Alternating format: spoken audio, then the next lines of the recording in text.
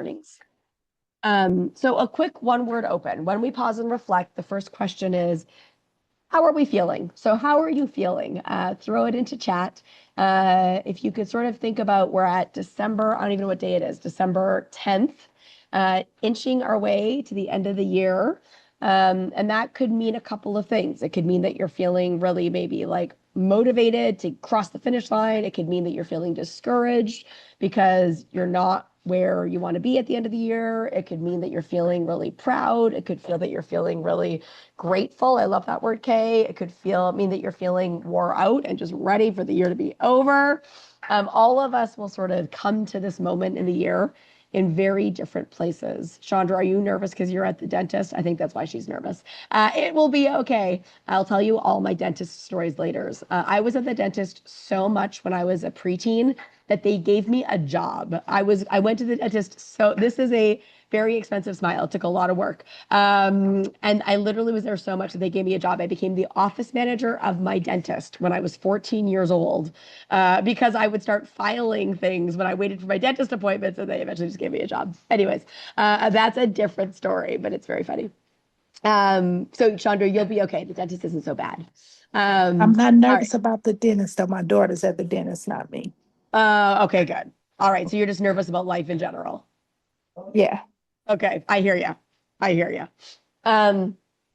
Okay. So first we acknowledge how we're feeling. Nia, decision fatigued. That's real. A bit anxious about 2026.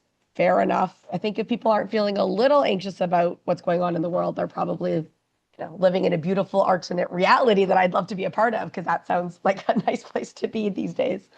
So the reality is that when there's complex times around us, complex circumstances, when there's big changes happening in the economy and in politics and in technology, when we're in the middle of transitions, right? The end of a year is a transition. There's all of these things bring up feelings. All of these things have realities and context. Now, as we try to say at Silver Lining, feelings are fickle friends. They're not to be relied upon. They're to be acknowledged. We want to acknowledge all the feelings we're all feeling, but we don't want to live in them. We want to feel them, acknowledge them, listen, process, and then we want to get to reality as quickly as possible. We want to figure out what's really going on. And if you think of the best, if I could like encourage you all to think of your Silver account and the process of using Silver in our team, my encouragement would be to think of Silver as the place to go to get into reality. Sometimes reality is good, sometimes reality is bad. Reality, it's not about whether it's good or bad, but it's the place to go to figure out what's really going on and then to figure out what to do about it, right? What is really going on, and now what am I going to do about it? Good, bad, happy, sad.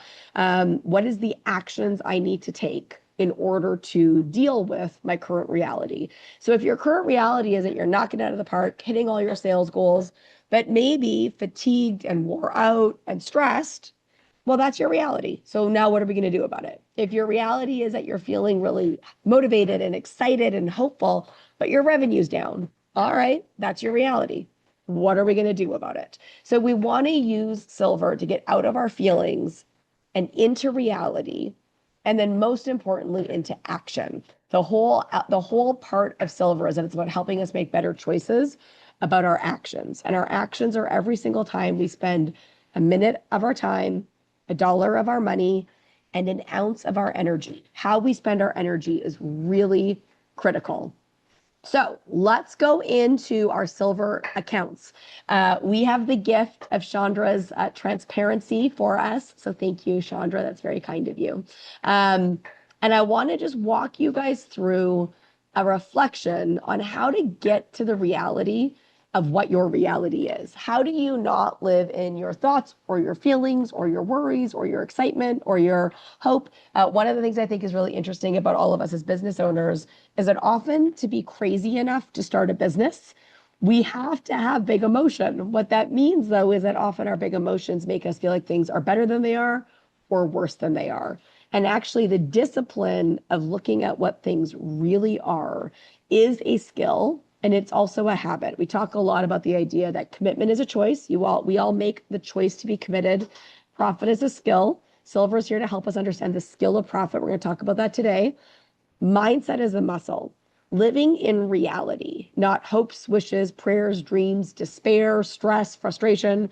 Living in reality is a mindset muscle. It's a muscle we can build. And then success is science, which is always, I say, the most hopeful part, which is that we cannot do this alone. We are meant to be in community. We are meant to have accountability. And we're here to figure these things out together. So how do we get to reality? And then how do we use that reality to get to action, to make the right choices? Now, first of all, let's just have a little moment of celebration. If you've got access to an emoji, let's use it. Look at our friend Chandra Turner.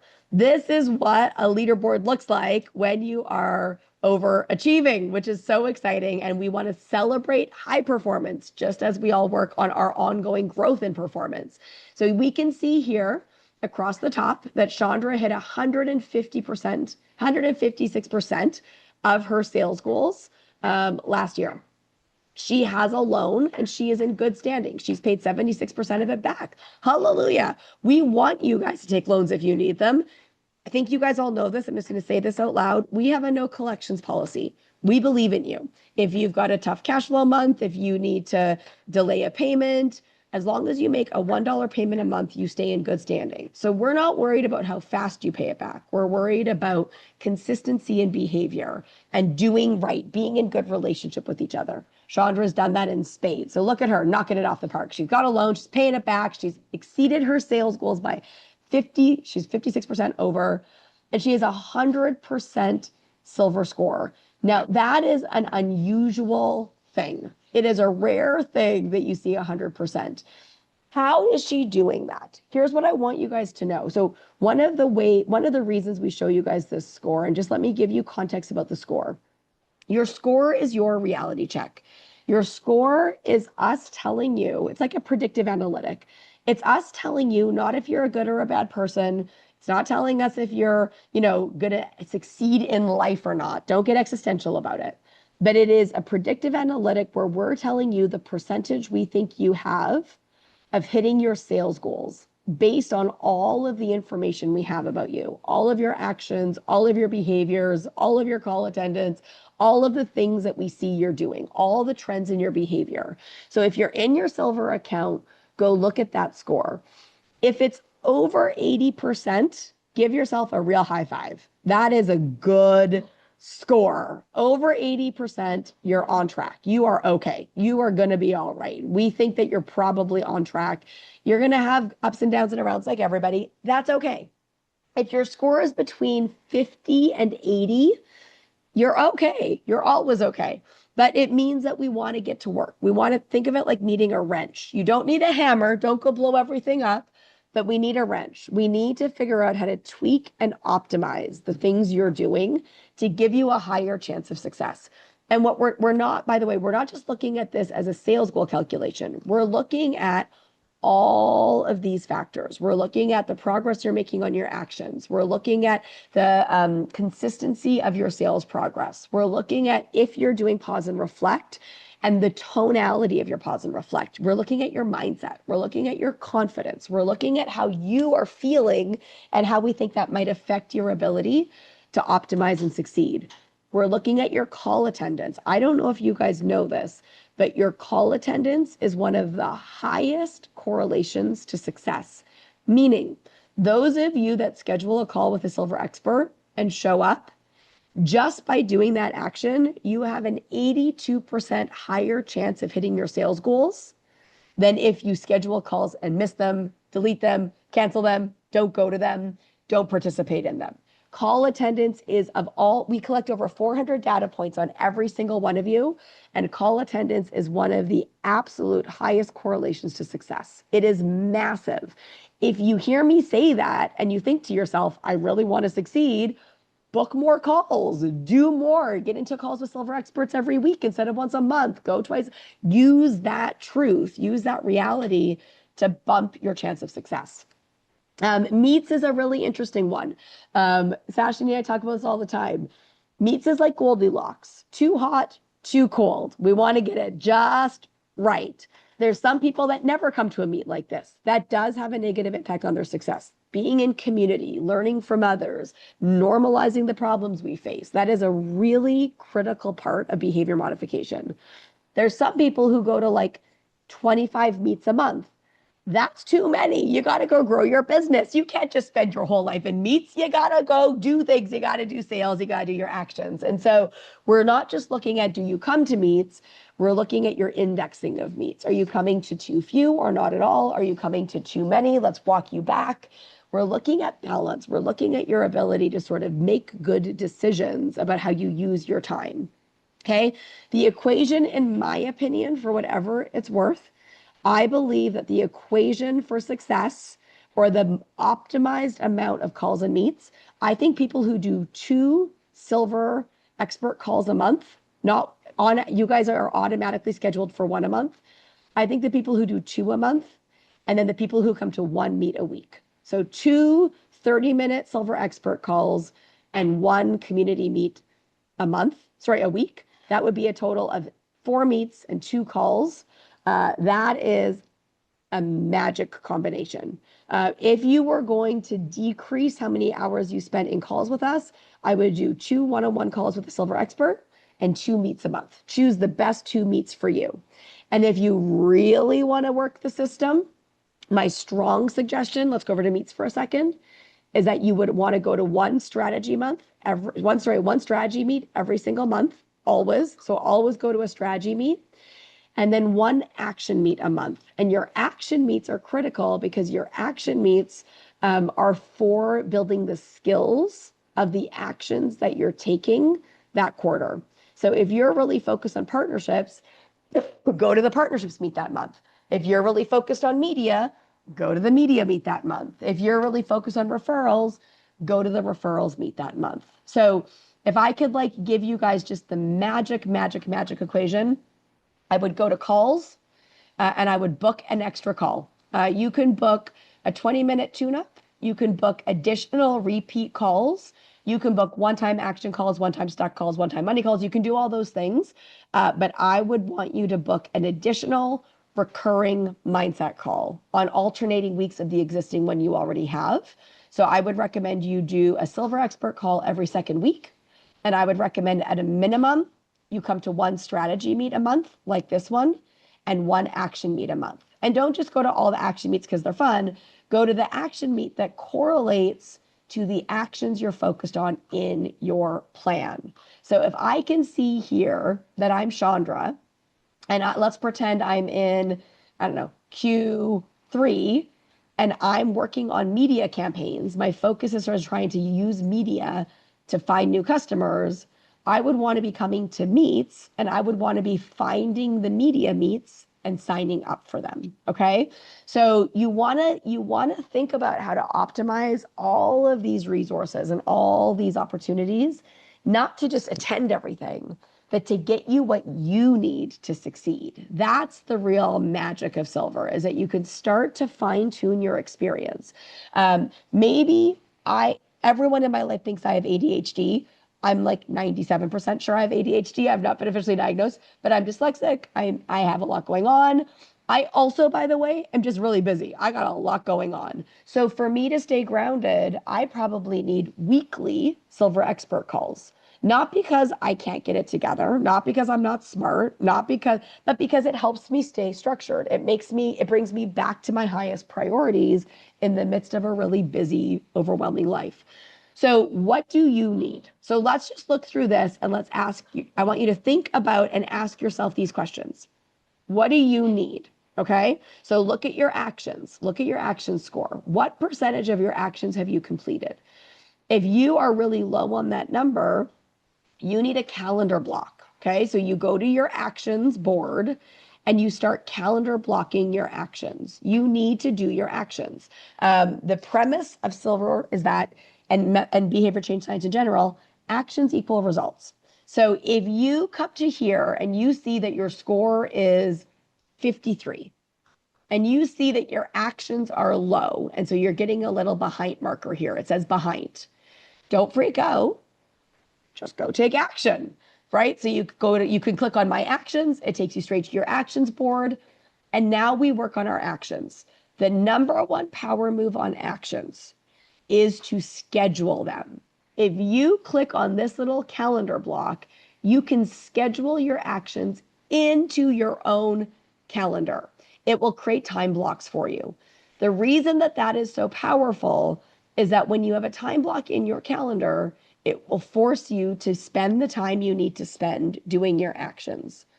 The silver standard for actions is that you want to be spending 10 hours a week doing your actions. Now, we're going to talk about how to make sure they're the right actions in a second. But you cannot tell me that you are not hitting your financial goals and it's impossible to succeed and you're overwhelmed and you can't figure out why and you're working so hard and you're not succeeding and you're so frustrated. If you can't go show me your calendar and show me that you have spent 10 hours a week for the last 20 weeks doing these action items. These action items are the strategy. This is your marketing, your sales, your business development. These are the things that are getting you out into the world so that you can connect with your ideal client. If you don't do these things, you won't connect with your ideal client. If you don't connect with your ideal client, you won't make new sales. So let's just walk our way back again in the logic. Okay, I see my score. It's 52, or maybe it's 21, or maybe it's 4, okay? All right, don't freak out. Let's get to work, right? We look at our actions and our results. You look up here at this dashboard. This number has got to be your North Star, your guiding light, your Silver Star, let's say. Every time you log into Silver, look at your sales progress and look at your score. They're telling you your reality. You are either tracking towards your goals or you're not. And we either are giving you an analytic that encourages you that you are really doing all the right things, continue as is, or we're saying to you, hey, your score is low, don't freak out, but let's fix it. Let's figure out how to get you on track, okay? So those are the two numbers I want you paying the most attention to get to reality. What is your sales goal progress? What is your score? Those are your indicators of reality, not your emotions, not your feelings, not your thoughts, not your hopes, not your dreams. Sales progress, score. If your score is high, keep doing what you're doing. Now, the risk for someone like Chandra, who's performing so well, what's the risk for her? Her risk is that she could say, oh, I'm doing so great. Take the pedal off the metal or the metal off the pedal or whatever that phrase is. She could sort of release her accountability. She could say, oh, I can skip my next call because I'm killing it. I'm doing so great. She could start to get cocky. This is not Chandra, so that's why I can say these things. She's not like this at all. She could start to build an ego. I don't need silver anymore. Look at me. I got it all figured out. I don't need accountability. I don't need community. I'm achieving. That, by the way, is as risky as being really low in your sales progress and your score and giving up, feeling despair, thinking it's impossible, thinking it's never going to work. Both of those emotional reactions. I'm doing so good, I don't need anyone anymore. I'm doing so bad, I'm going to freak out and back off. Both of those things remove us from having the structure and support that we need to succeed. The number one factor to success, and it sounds so sad and so boring, we all wish it was charisma and our hopes and our dreams and our excitement and our vision and our talent. It's not. It's consistency. So when we have a high performer like Chandra, we actually double down on accountability because we want to help her maintain the behaviors that are doing so well. Well, in behavior change science, there is basically a prediction of, it's called relapse, where you don't maintain the behaviors that you got you to high performance, and so you relapse, right? A lot of people that do Weight Watchers lose all their weight, and then they stop doing Weight Watchers and they gain it all back, right? People who are addicts go to AA, they stop drinking, they're sober for 25 years, they stop going to their meetings, they fall off the wagon and drink again. In behavior modification, people like me who study it, we basically plan for and expect relapse and spend all of our energy trying to help all of you who perform well to maintain the good behaviors that got you to that success. And that is one of the hardest parts of behavior modification, is the maintenance of the good behaviors, not getting there. Chandra, I see your hand up, and I wanna make sure you get a chance to say something about that. So I almost left silver last year, like going into my fourth year.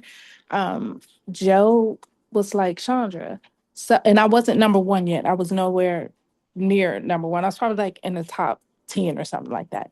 So Joe said, Chandra, so if you had got a cold, or would you just give up on life? Would you not continue to try to work and get your body back better? If you made all the money that you wanted to make and you've made it, would you stop still doing your business? And I was like, well, no, I still do it. You would still go to the doctor. I would still do everything. He said, well, that's what sloppy is. And that's when I started putting my all in and being very strategic on what calls I went to and setting up reminder to do my pause and reflect. But it was when he was like, why are you gonna leave because you got well? You still need to get better. So that was made what made me, and I didn't try to be number one. It was just something that happened. Right. And I think I love that story. Joe is exactly right. I'm so glad to hear he said that because that's exactly what I hope he would say. That's exactly right. I always use the analogy of if we all go to the gym and we get our six pack, and then we say, oh my God, I've got a six pack, I'll stop going to the gym for the rest of my life. Well, what is going to happen to the six pack? Out it goes. We lose it, right? So this idea of maintaining good behavior, Chandra, you're an excellent example of that. That is the challenge of performance. Now, if your score is low, your challenge is going to be dismay, frustration, despair. Oh my God, it's never going to work.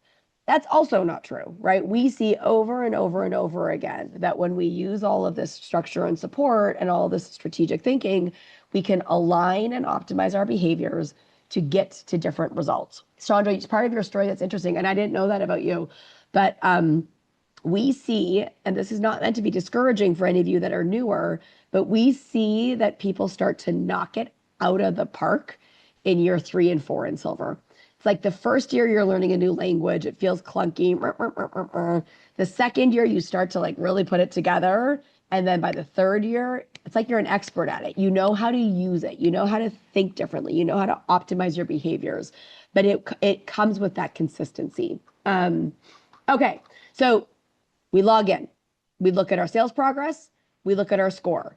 If we're doing great, we check our ego, come back to consistency. If our scores are low, if our sales progress is low and our score is low and we feel discouraged, we check our despair and we come back to consistency. The answer is always back to consistent action, no matter what the reality is. So your sales progress and your score give you reality. We check our emotions at the door as we see our reality. We're either going to feel excited, amazed, proud, despair, ego, anything could happen when we see the reality. We see it, we check it, we come back to consistent action. And we literally just go here to figure out what actions to take. We're literally telling you guys the clues of what to do. So if this says behind on your board, on your dashboard, you click on the little link on the bottom of that box and you go do the thing you need to do. Okay? So let's talk a bit more about actions. This is probably one of the parts of the software that I think you guys use the least. And this is the part that is the most amazing. So let me pitch you on the action section of Silver. Let me give you a vision. Let me get you pumped about actions. All right. In the world of behavior modification, in the world of behavior science, the premise is we all have outcomes we want, but when we look at the actions we're taking, we as humans very rarely have our actions aligned to our results. And so we are spending our time and our money and our energy on all sorts of things that don't have a correlation to the results and the outcomes we want in our life. So we say we want a better marriage, but we spend every night just watching Netflix, not talking to our partners. We say we want to lose 20 pounds, but we never work out. We say we want to save money, but we don't even have a savings account, right? So we live in this frustrating human experience, and every single one of us do this. There is no shame, there is no guilt. It's who we are as humans. We have hopes and wishes and dreams and goals. This is why New Year's resolutions are such a disaster. We set these resolutions, and then, of course, we don't accomplish them because we don't build the structure and the support and the accountability around ourselves to actually do them. So What your action section is, think of it like a puzzle. That's the best way to think about your actions. Your game is to say, what pieces do I need in my action plan that I think will give me the very, very, very best chance of connecting with my ideal client in order to hit my sales goal? Now, let's talk about what I just said, because there's a bunch of things in there that we need to dive deeper into. Number one, another way to think of your action plan, by the way, I hate these words, but I'm just going to say it. This is your sales, your marketing, your business development, your networking plan. Okay. It's all of those things that you spend time on. When you say, I've got to do sales, I've got to do marketing, I've got to network, I've got to do business development, that's your action plan. That's this section. One of the greatest wastes of time and money and energy that small business owners spend time on, and energy and money, is sales and marketing and networking and business development. That's where we're wasting most of our precious energy, time, and money, because we are doing things that we think we need to do just to do them because we read a book about marketing, or because there's a networking event in our community center, or because somebody once told you that they did something. We waste most of our time and energy as business owners and money on the wrong actions, the wrong sales and marketing and networking and business development. And the reason that we have your action plan in this structure is because we want to help you spend the time and the money and energy you have on the most effective and the most efficient actions. So how do you know what they are?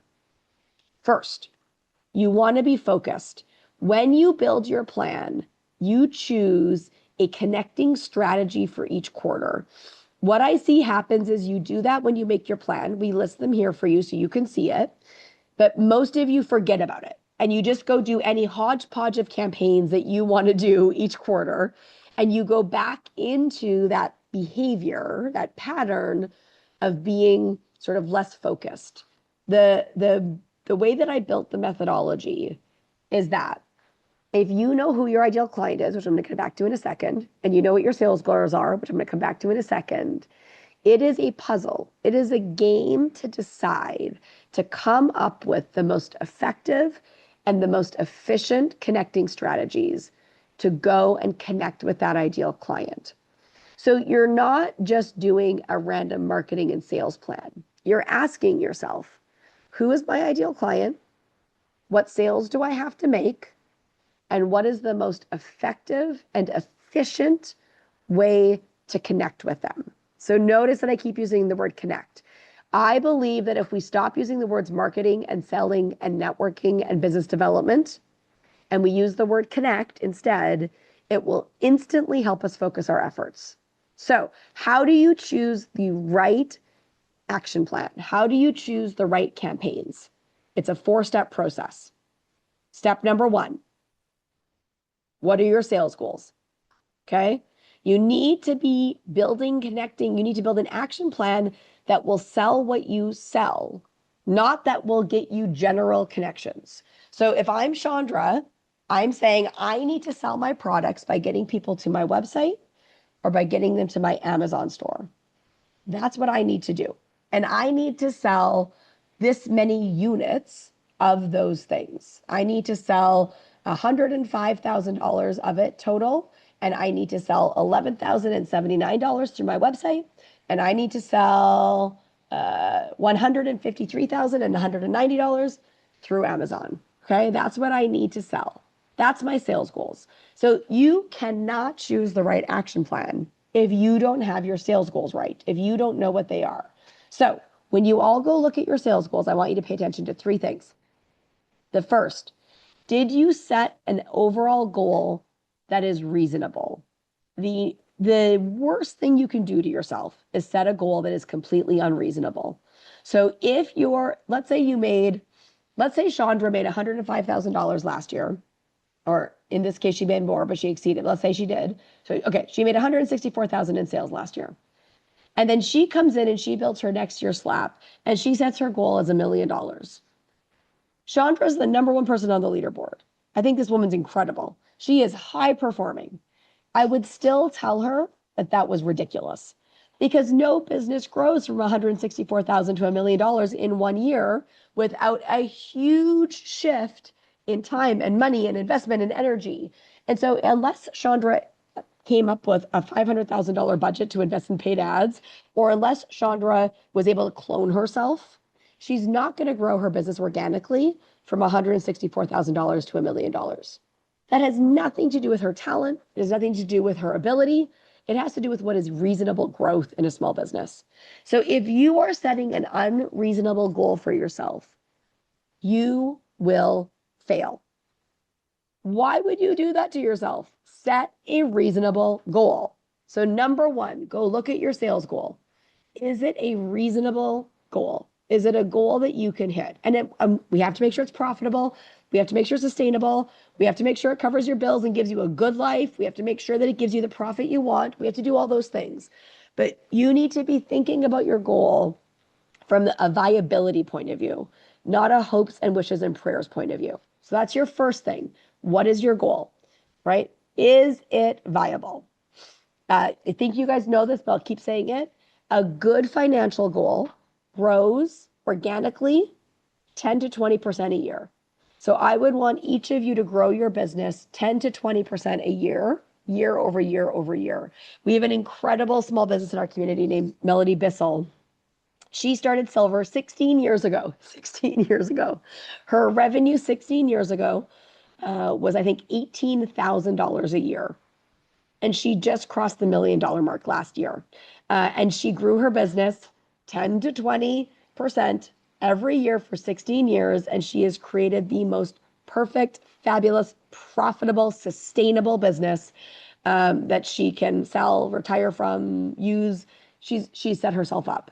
So set a goal that you can accomplish. And then do that every year and let yourself accomplish real success, not unrealistic goals that you never hit and then you never get where you want to go. Okay. So I said there was 3 things about goals. So the first thing, is it realistic? Now go look at your income streams.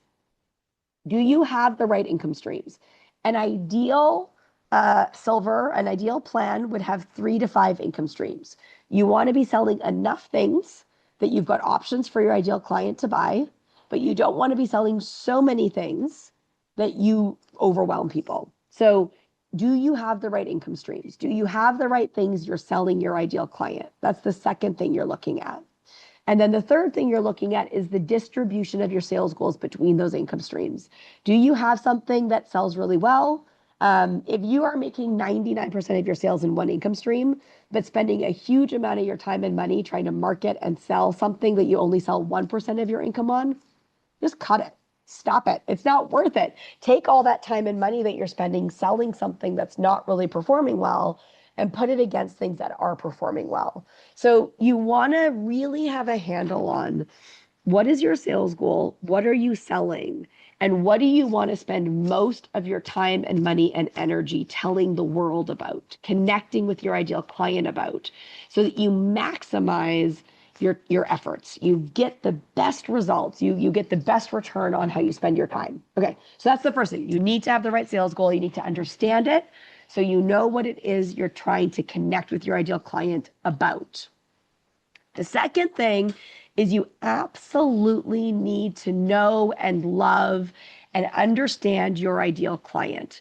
This is critical. You really want to understand and talk to your ideal client when you are doing your connecting strategies. So you want to go back to your plan. You want to go to your ideal client profile and you want to just go through this again. Who's your ideal client? Do you have the right ideal client profile? When you look at the avatar you've created, in this case, Chandra's ideal client is Melissa, who's between 31 and 40 years old. She's female, she's married, she's a mother of young kids, she works a mid-level job, she lives in the suburbs, she drives a car, she volunteers, and she reads the news. This profile of Melissa is what we're going to use to make good choices about our actions. So you want to all go look at your ideal client. I have been thinking about how to connect with my ideal client for 20 years and like 9 months now. My ideal client is my best friend. It is like in my mind, you know how as kids we had like pretend friends, imaginary friends? My ideal client's my imaginary friend. Whenever I have to make a decision at Silver Lining about how we're going to spend company time or money or energy, literally my brain is so trained at this point. My instinct is to ask, what would my ideal client think of that? What would James think of that? Would that work for James? Would James respond to that?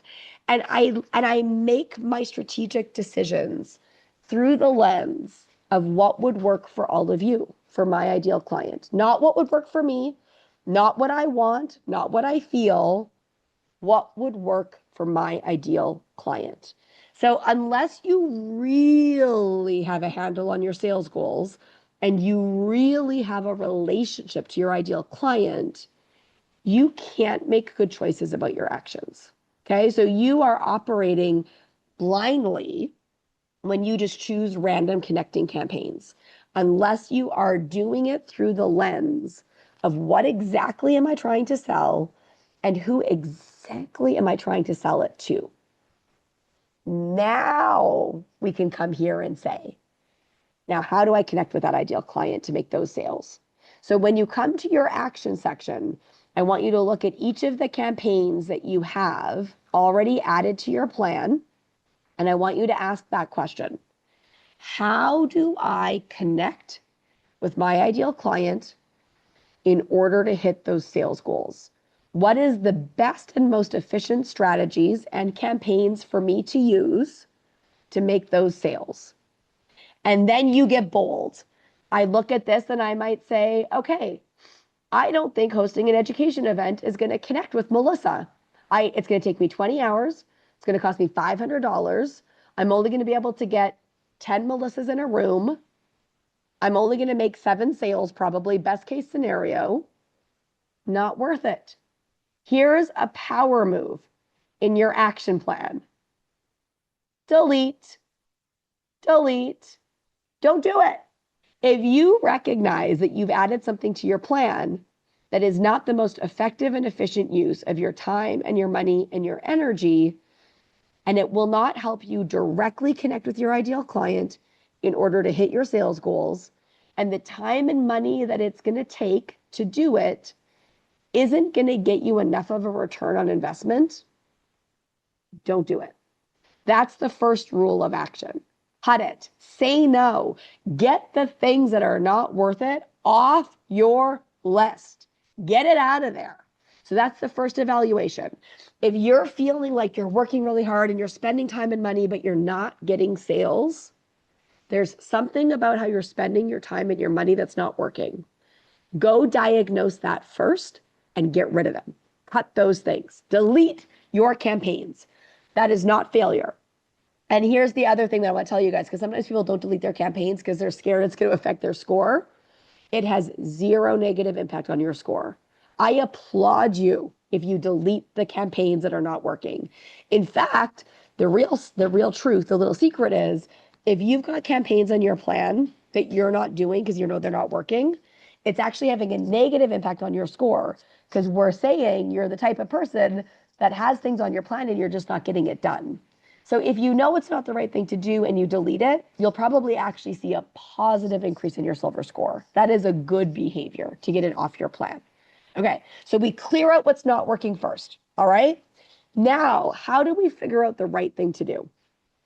I believe we make our biggest mistakes as business owners when we ask external facing questions.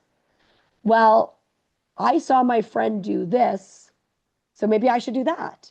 I read this book on social media and it said I should have a TikTok channel. So I need a TikTok channel. I read an article last week and it said that small businesses should all do this. Oh my God, I need to do that. And down we go in our like action frenzy spirals of all these things we should do. The only question to ask to make good decisions about what campaigns you need in your action plan is this. What is the best way to connect with Melissa? Right? Or if Lauren's ideal client's name is Bob, what is the best way to connect with Bob? Or if Diana's ideal client's name is Sue, what is the best way to connect with Sue. Because the best way for me to connect with my ideal client is completely different than Ernest, and completely different again from Sonia, and completely different again from Chandra, because we have different ideal clients. There is not a standard way we should all go connect with our ideal clients. The magic comes, the answer comes not from best practice, not from the last marketing blog you read, not from all the pressure of what you think you should do. The answer comes by knowing who your ideal client is. So you ask questions like, where does my ideal client hang out on the weekend?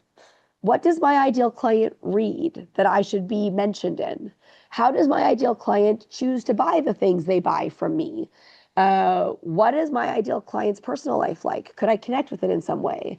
What are the types of words that my ideal client would love to see on my website? What would get their heart and their attention? And all you do is try to understand and get to know your ideal client. And then you choose the campaigns that will work for them. So if I'm Chandra, and let's say I'm doing a online strategy, I've got an online quarter, I would come online and I would shop for my connecting campaigns. And I wouldn't say, ooh, I'd love a podcast. I would ask myself, does Melissa listen to podcasts? She's a 31 to 4-year-old mid-level woman with young kids. She's probably in her car driving around a lot. She's probably super busy. Is she the type of person that's listening to podcasts as she's driving, or is she listening to the news? If Melissa's listening to the news as she drives, Chandra doesn't need to launch a podcast. Chandra needs to go over to the media section and see if there's a campaign about buying super cheap radio ads, because her ideal client's in the car all the time listening to the local news. Okay? So you're evaluating the campaigns, not through the lens of what you want. If I actually don't know what your business is, Sonia, but let's pretend Sonia is a coach or a consultant, and all of her business comes from referrals. Sonia does not need to set up Google Analytics. It is the least of her problems. She's not playing a game where she's hoping people will go online, search for a coach, and find her, but Chandra does. So Chandra needs Google Analytics because she's trying to increase sales to her website. So Chandra does need this campaign to reach Melissa, but Sonia doesn't need this campaign to reach Bob. Let's say Sonia is someone that relies heavily on referrals. So Sandra comes over to the referral section and she shops for referrals campaigns. Does she want to do the 100 challenge for 99 hours and $0? Does she want to do Build Your Network 1 or Build Your Network 2 for 5 hours and $0? She comes and she explores. For whatever it's worth, I think every one of you should do the referral challenge all the time, always. So if you want to know my trick, everyone do the referral challenge. You come in and you listen. Every single campaign is a training video. You watch it. And you don't just go blindly do it. You ask yourself, oh, now that I know more about this, would this help me connect to Melissa? Is this a good way to connect with Bob? Is this a good way to connect with Sue? And if it is, you add it into your plan. So your mission is not to do what everyone else says to do. Your mission is not to do something just because you added it to your plan. Your mission is not to market and sell and network and do business development. Your mission is to have clear sales goals that are reasonable, with a good distribution of income streams, and with an absolute, relentlessly clear understanding of what it is exactly you are selling to your ideal client.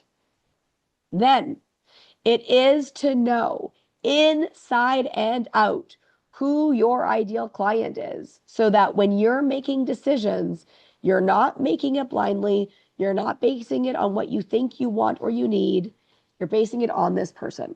Would this work for Melissa? Would this work for Bob? And then you are living in ongoing optimization of your actions. You're deleting what you know is not your priority. You are adding and shopping for not what you want, what the most effective and efficient solutions, campaigns will be to connect with your ideal client, and you're optimizing constantly. We always say your silver statement, what you do, who you do it for, and the scale you do it on should never change, ever. My statement, silver lining, sells silvers to James on a global scale, that's been true for 20 plus years. That's why we're good at it, because we've been doing the same thing for 20 plus years. How you do it, your income streams, you should be evaluating this every year. Cut the ones that are not working, add some new ones. That's your healthy innovation. But your actions, you want to be optimizing your actions weekly. If you're just living in like zombie mode, robot mode, and your action plan is not getting updated on a weekly basis, it would tell me you're not actually engaged and optimizing at that level. This is where the magic happens. When you align your actions to your results, when you cut what is not highest priority, you add what is right, you do it in the context of what's going to help you connect to your ideal client. And as you do that, as you master your action plan, you are going to see, oh, come on, I think we need to mute someone. You are going to see as you master your action plan that your score will go up. Your score is your first indicator. As your score starts to go up, your sales goals will come next. So if you want to see your sales goals up, your first move is optimize your actions. As you do that, you are going to see your score go up, and your score going up is an early predictor of your sales going up. That's the order of events. Optimize actions, get the right number of calls and meets into your calendar. Your score will start to increase.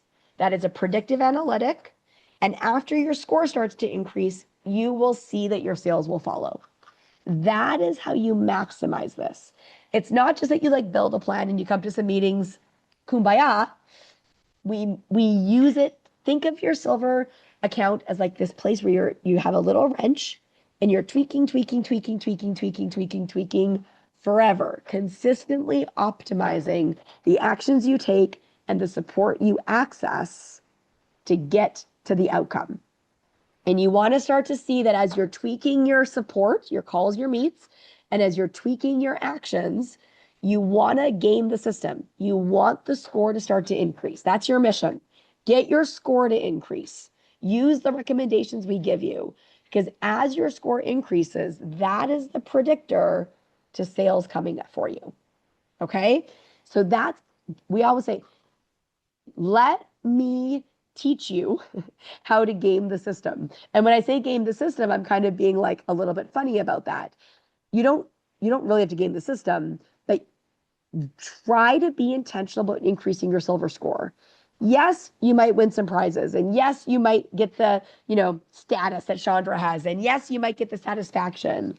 But more importantly, when you play the game of trying to maximize your score, doing all those things we show you on your dashboard, those are the things that we know lead to sales.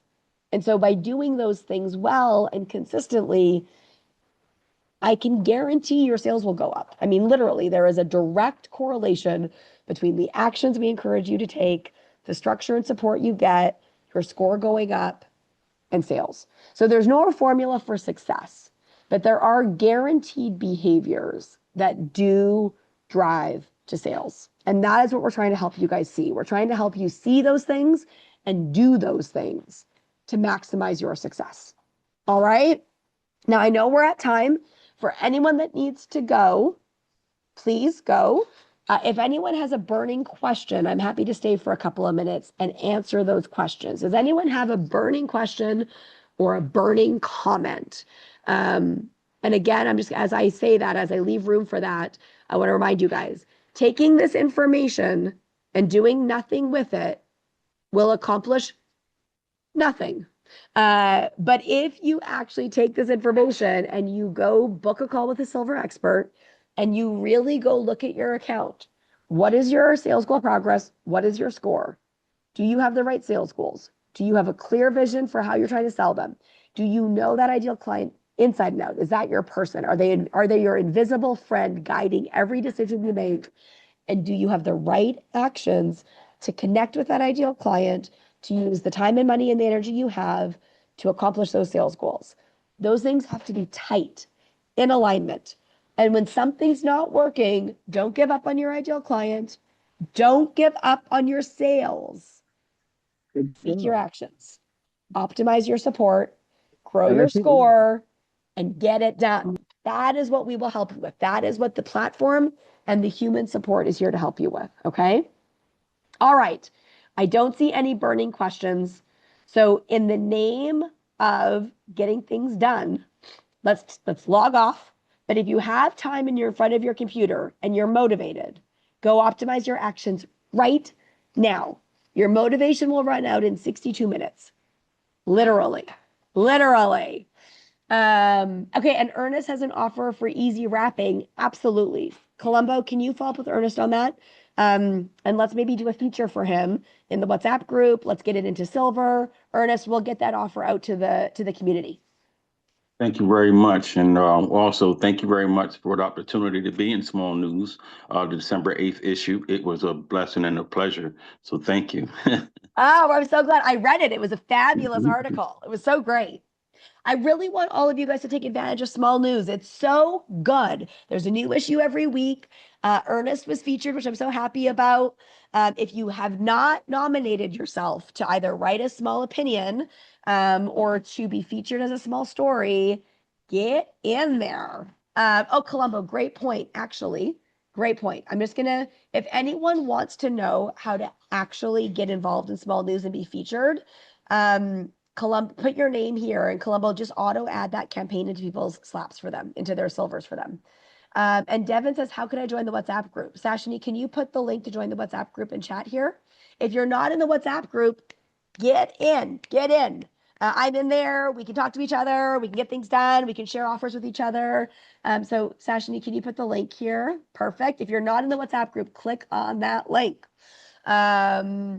Jenny, Small News is not US based. It's 100% global. You are absolutely able to be featured. The stories we tell and the information we share is 100% global. So Jenny, get involved in Small News for sure. Okay. And then I think that's everything. So book a call with a silver expert if you want help. Go optimize that action plan. Go optimize your actions. Jack your silver score. Try to game the system. Use the information we're giving you to increase your silver score. That is your mission. Think of it like a game. You're playing a game. It's your business game. Get it up. Get your score up. Your sales will come next.